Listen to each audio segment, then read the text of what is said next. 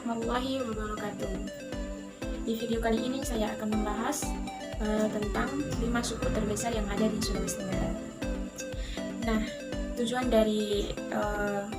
daripada video ini adalah salah satu menjalankan tugas dari kepada yang berpihak, kami hanya menjalankan.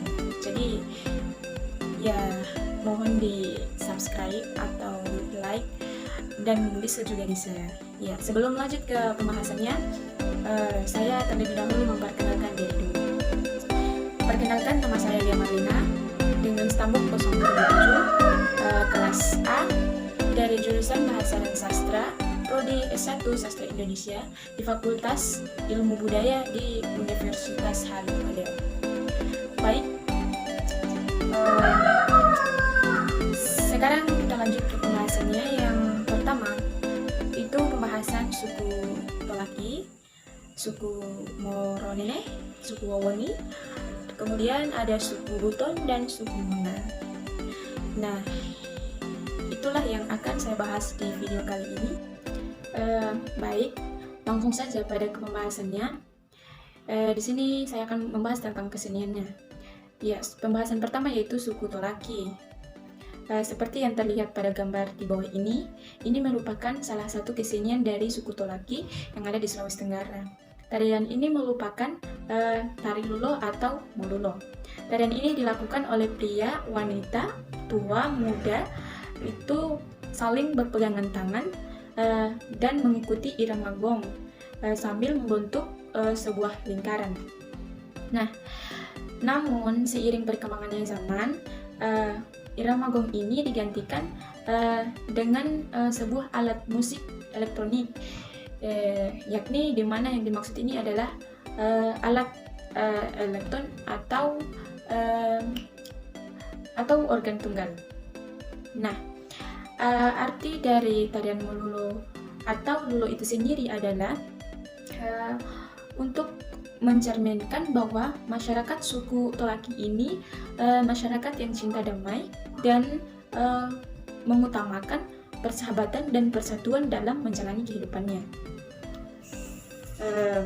Itu saja yang ada di pembahasan dari suku Tolaki. Selanjutnya kita ke pembahasan kedua, yaitu suku Moronene.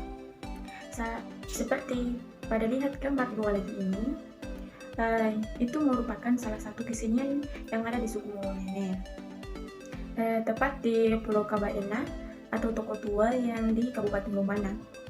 Nah, ini merupakan tari lumense. Istilah lumense itu sendiri diartikan sebagai mengais sambil meloncat-loncat.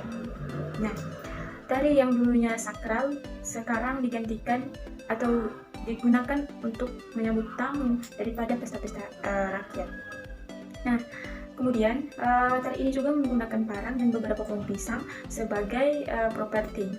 Biasanya di tari lumense ini dibawakan oleh 12 orang perempuan, 6 sebagai laki-laki dan 6 sebagai perempuan. Dulu lumense ini menjadi bagian dari teolia, yakni ritual penyembahan roh halus untuk tolak bala. Awalnya tidak semua orang bisa menarikannya karena penari dipilih berdasarkan garis keturunan yang disebut walia. Mereka menari dalam kondisi keadaan kesurupan. Kemudian itu tidak berhenti sampai semua pohon pisang itu ditebas. Nah, itu saja yang saya dapat dari pembahasan suku Moronene ini. Sekarang kita lanjut ke pembahasan selanjutnya. Baik, langsung saja pada pembahasan yang ketiga, yaitu suku Wawoni.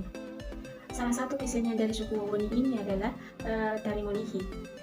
Tari ini merupakan tari yang sangat erat dengan masyarakat yang bekerja sebagai petani. Coba kita lihat gambarnya. Ya, gambarnya di bawah ini. Nah, tarian ini mengandung makna yang baik untuk diketahui dan dipahami oleh manusia, karena memiliki nilai yang banyak mengajarkan seseorang untuk menjadi pribadi yang bekerja keras dan tidak mudah menyerah. Namun, seiring perkembangannya zaman lagi, masyarakat Wawoni yang dulunya bekerja sebagai petani padi ladang. Nah, sekarang telah tergantikan oleh petani padi sawah. Nah, kemudian dalam gerak tari Moli ini juga terdapat 3 tahapan yang terdiri dari 9 gerakan. Adapun tahapan geraknya yang pertama itu pembukaan, kemudian inti dan penutup. Nah, itu saja pembahasan atau penjelasan dari kesenian suku Wawani. Ya, selanjutnya kita ke pembahasan berikutnya lagi, yaitu suku Buton. Nah, sebelum lanjut ke penjelasannya, kita lihat dulu gambarnya yang ada di bawah ini. Ini merupakan salah satu kesenian dari suku Buton. Nah, tarian ini merupakan tari Kalegoa, di mana istilah yang digunakan untuk menyebut sapu tangan kebesaran gadis pingitan. Bentuknya itu segitiga dan berhias dengan ornamen khas daerah Buton. Adapun dalam tari Kalegoa ini digambarkan suka duka gadis-gadis suku Buton ketika menjalani suatu tradisi pingitan yang disebut poso. Dalam tradisi poso ini, para gadis tersebut diberi petuah-petuah, kemudian dan nasihat-nasihat orang tua agar menjadi seorang gadis yang dewasa dan matang dalam berumah tangga. Nah, kemudian tarian ini diciptakan oleh Laode Umuribolu kalau nggak salah.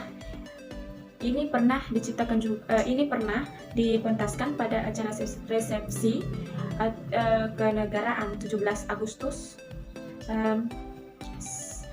pada tahun 1972 di Istana Negara itu hari. Nah, itu pembahasan atau penjelasan dari suku Buton.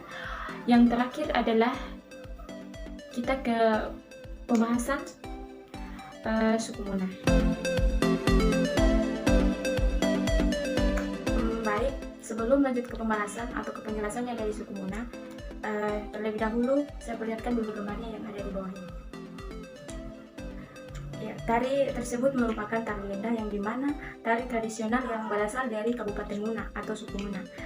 Tarian ini biasanya diiringi dengan alat musik bololo atau gong, gendang, dan dengu-dengu. Dulu sebelum adanya alat musik yang gendang atau gong dan dengu-dengu ini, biasanya masih menggunakan alat musik matatau. Nah, tarian lenda ini berfungsi sebagai tarian adat dari daerah Muna atau Kabupaten Muna yang selalu dilaksanakan dalam upacara karya oleh gadis-gadis remaja yang diupacarakan. Biasanya yang dimainkan itu berjumlah 6 orang putri atau bisa juga lebih dari 6 itu. Itulah pembahasan dari suku Muna dan suku-suku lainnya. Mungkin cukup sampai di sini saja.